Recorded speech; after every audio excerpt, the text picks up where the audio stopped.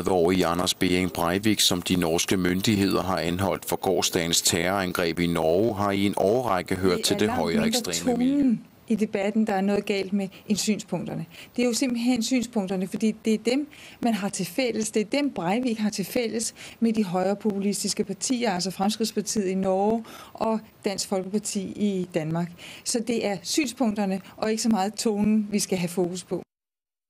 Hvis vi taler om personer, som har nogle meget ekstreme og helt for os andre ufattelige synspunkter med, at man har lov til at slå mennesker ihjel osv., jamen så kan de mennesker jo altid blive inspireret af det, der bliver sagt i debatten.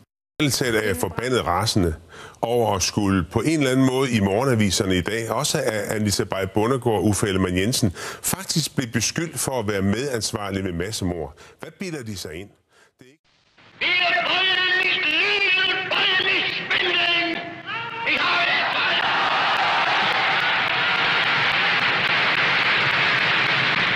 Ich habe des Falkes abgelehnt, jemals vor dieses Volk